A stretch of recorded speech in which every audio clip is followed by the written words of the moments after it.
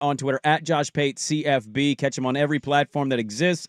He's going to be in Knoxville, Tennessee this weekend. Good old Rocky Top. Good old Rocky Top. And he joins us now. Pate, good morning. Thanks for hopping on as always. I want to start with something you said in the offseason, and it created quite a stir that we can bring back because of this week.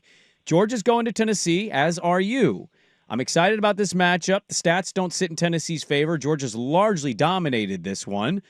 But you said this offseason, that Tennessee Stadium was number one in college football, and that sent shockwaves, especially through the SEC, because there's some passionate, diehard fan bases. For the people who haven't been out in that region or been to Tennessee for a football game, what specifically was it about Rocky Top that led them to be number one for you? Okay, first off, happy to be with you. It's very smart that you have evolved your thinking with me into opening with a question and not allowing me to filibuster 5 minutes before we get into it. Smart, and I like it. All right, here's what it's like. It's like standing on a runway with jets in both ears. That's what it's like at Tennessee on third down. If they're good. If they're not good, there is no amount of brick and mortar and concrete and bleachers. There's no stadium in the world that can make a bad team not bad.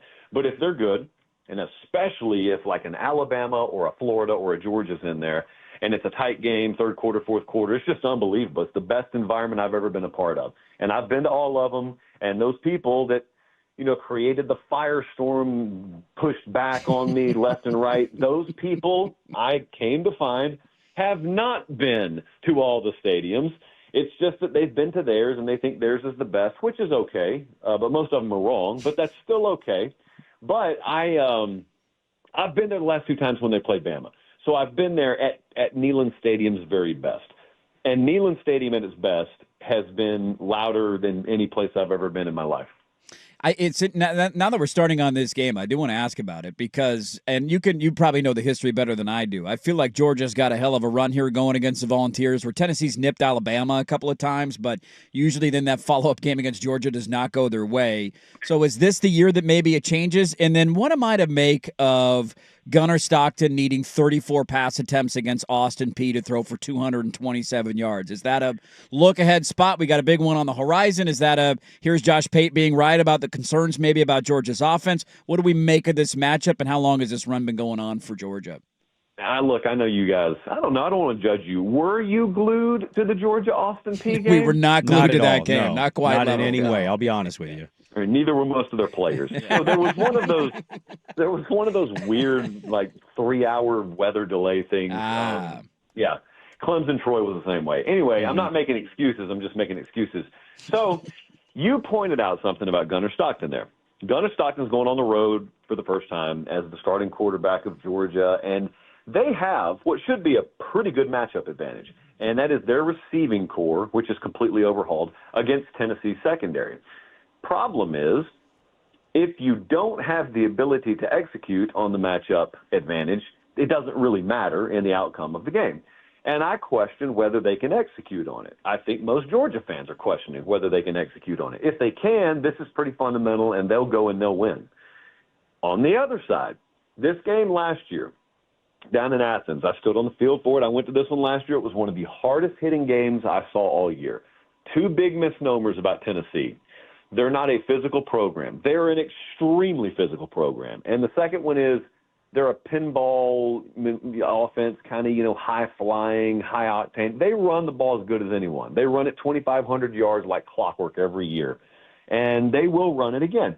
This game last year, though, and this game for several years, there's been one glaring difference. Georgia has been able to push the ball down the field, and Tennessee hasn't. Last year, Carson Beck has the game of his season, and Georgia has an 11-1 advantage on pass plays of 15-plus yards. So Tennessee, Georgia's so good at compressing the field against them. So enter Joey Aguilar, the quarterback on the other side. He's looked incredible so far, not against competition the level of Georgia, though. He's looked incredible so far. If you just tell me he is that guy, he really fits this well in Heupel's system, well, then Tennessee will win this game Saturday. Because I'm very, very much on the seesaw here, where one decided edge or one even decided executable advantage on either side is enough to tip it. My philosophy on these sorts of games is I'm going to make the team that hasn't won for the past 8 years or 13 of the past 15 prove me wrong by winning, instead of bet against Kirby Smart and he proves me wrong by winning. So I leaned Georgia to win, but it's not strong. I mean, there are plenty of paths for a Tennessee victory here. Josh Pate is our guest. He joins us every Thursday around 7:40. You can give him a follow on Twitter if you're not already at Josh Pate CFB. And we all know that you're watching his college football show, Josh Pate College Football Show on YouTube. It is free, as he mentions every week, to just hit the like button and subscribe to catch every episode. New episode is dropping tonight. Look, there's a promo playing on our commercial breaks about our show. We do this for all our shows locally, and one of them is us talking to you.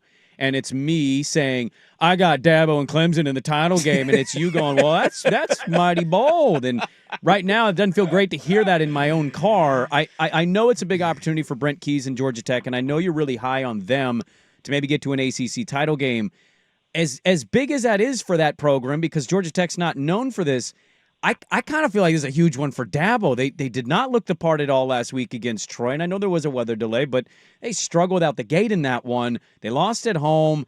It's a big opportunity for Georgia Tech, but I feel like it's a massive one for Dabo because this felt like maybe a little bit of a redemption year season for him to say, no, I can still do this with all of this returning talent. Yeah, make no mistake. It wasn't weather. There are legitimate issues with Clemson. That sounds a little hypocritical because I used the weather to excuse away Georgia's performance. Well, I'm just telling you, Clemson has serious issues right now. It's early in the season. It is college football. Some team turns it around every year. Maybe they will. But they have scored 10 points and 27 points, respectively, first 2 weeks against LSU at home and Troy at home. And they're going on the road here, and they cannot run the ball right now. And that is causing them to have critical imbalance and lack of ability to push it down the field in their passing game as well. One of their best receivers has been questionable. I still don't know if he's going to play Saturday. The problem, really, what I'm spelling out is I don't know what their offensive identity is. I don't know that they know it. And you're playing one of the teams in your conference that is most in touch with its identity in Georgia Tech. I think Georgia Tech probably rested Haynes King last week at quarterback to get him ready for this game. And, here's another one of those matchup advantages, and the big question is, can you take advantage of it? Clemson should have a matchup advantage against Georgia Tech secondary. I don't know if they can take advantage of it. And if they can't, then my pick is Georgia Tech to win the game. To be very clear, I think Georgia Tech is going to win the game outright. I think they're the better team right now. I don't care that they're an underdog. I think they're the better team right now. I have loved this spot for them since April. I have circled it since April, and I think they're going to get the job done. This is not foreign territory for them either. They took Georgia to, 6 or 7 overtimes last year in Athens. They beat Miami last year. They have played big games at a very high level, and I think they're not going to be overwhelmed by any physicality or anything like that. I think Clemson's shot, if they turn this game, and I think it's going to be a dogfight, I think their shot is defense forcing turnovers, because Georgia Tech has had problems with turnovers in the first couple of weeks. But outside of that, if this game's played straight up, if you told me I'm getting an even turnover game, I really like Georgia Tech's chances to win the game outright. Yeah, it'd be crazy to see Dabo go down twice in the first 3 weeks. I don't know how many times in the history of the show, Pate, that you've gone full Babe Ruth and called your shot on the Sarah McLachlan special, but that happened last week. I think it was Thursday's show. There was this one, sometimes you see it coming, sometimes it comes out of nowhere. This one we see coming, and then a 69-3 of Oregon over Oklahoma State happens at Autzen. And now all of a sudden the JP polls got him number 2. I got Joe Klatt out here saying they're going to, can win a national championship. A lot of rat poison out there right now, Pate, from my Ducks. We got him, boys. What'd you make of the 69ing of the Cowboys and the rise in the JP poll? Just ask me the question again. I just want to hear the words come out of your mouth one more time. I don't want to say it. No comment. No comment on my side. Hey, you be careful. I'll follow up with, hey, what's happening with Billy Napier right now? You know what I mean? Please don't. All right, never mind. Let me answer. This is where the filibuster happens. Yeah. That was sad. That was sad. Yeah. Sometimes elephant mothers reject their newborn. And the newborn elephant, it's really, really terrible. I got shown one of these videos the other day. The baby elephant just cries because it's been rejected. And that's a really, really sad thing. Well, you think it's sad until you watch the Oklahoma State-Oregon game. Then you know sadness. Then you know misery. Then you know just looking and saying, bless their hearts, like that. Those are someone's kids. Those are their parents watching their kids go through. Dan Lanning doing that to their young. Terrible. Just horrible. I don't know how to describe it. You know, Oklahoma State's got to play 10 more football games this year, by the way. So they're gonna make them gird up their loins and take the field again this Saturday. I can't even remember against who. Oregon's good. Here's the problem. Games like that get you so out of whack you don't even know how good someone is. Because if a team's dead, like if a team is completely dead on arrival, there's no limit to how bad you can make it look against them. So that could be what we saw last week. They could have scored 59, 69, 109, like whatever. They could have shut it down and scored 38, and it would all be the same to me. Like there's only so much water you can put in a glass, and then you keep pouring and pouring and pouring, but there's the same amount of water in the glass. The rest of it's just overflow. And that's kind of how I feel when those games get run up like that. Like Bama beat ULM 73-0 last week. Okay, well, the Florida State game still happened, so I don't really know. Well, with Oregon, I don't know until they go play Penn State. I don't really know. That's kind of – it's early college football. That's what we say about so many teams. I'll tell you what I think I know. I think I know Dante Moore is really slept on nationally right now because he wasn't atop everyone's Heisman board in the preseason. If Dante Moore was thought of the way Arch was thought of in the preseason, Dante Moore would be plastered across every front page and every headline because his performance so far would have validated a lot of people's preseason expectations. But since a lot of people's preseason predictions didn't revolve around him, he's still somehow kind of lurking in the shadows, which is crazy because I've just been gobbling up Heisman tickets on him left and right. So I'm looking forward to them. It's still a couple of weeks away, I know, but I'm looking forward to them going to Happy Valley because you're going to have the nation watch Oregon for the first time, and we've already been sitting here for like a month saying, no, guys, yeah, they're really good. And I know the last time you watched them was in the Rose Bowl, basically, but no, they're still good. Still got a solid quality program out there. They release a video every week after they get a win, and it's basically an inside look of their build-up into a game. They released it for Oklahoma State, so many people wanted to see it. He dropped one of these right before they took the field. So, like, he's got the ultimate cachet for people of pregame speeches, and he says it's about to cowboy up. You're going to talk that ass. Let's go whoop their ass and be the bowl. I'm just curious, man. You're down in the South. You visit all of these universities. You meet people, and you don't even mention it. When was the first time you met Dan Lanning? And what was your initial takeaway of, oh, this dude's different, or is it something that has just kind of evolved as you've watched him grow through the assistant ranks and now seen him kind of take a hold of this new age of college football? I think I met Dan when he was at Georgia. I believe that would have been the first time. Lanning fit really well in the South. And I think of Oregon as an SEC program. People may or may not like to hear that. Ohio State and Oregon are basically SEC programs, meaning the intensity day-to-day in those places really matches the likes of which you experience when you walk into Georgia or Alabama or whatever. SEC coaches, like those kinds of coaches, every now and then, like you could be talking to Dan, and he's ultra intense. You can be talking about golf, and he'd be intense. And every now and then, you'll just ask those guys a question, and they'll just be gritting their teeth and staring straight through you, and there'll be 5 seconds of pregnant pause, and you're like, Dan, did you hear me? And, oh, sorry, I just locked in.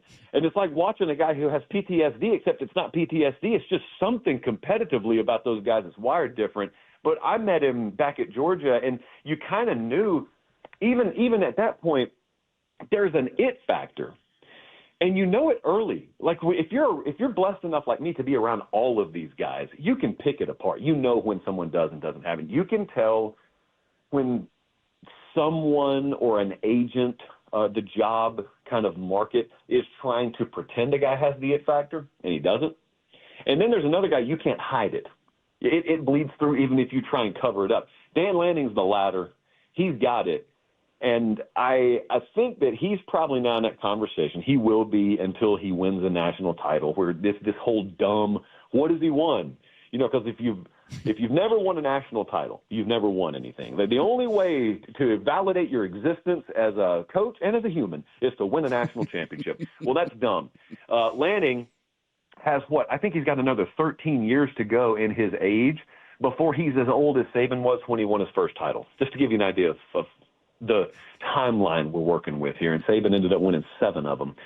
So I think the world of him, but I also think they're in a beautiful spot in that they probably have their most talented roster they've had and still have a ton to prove. So there's no threat of complacency or anything like that.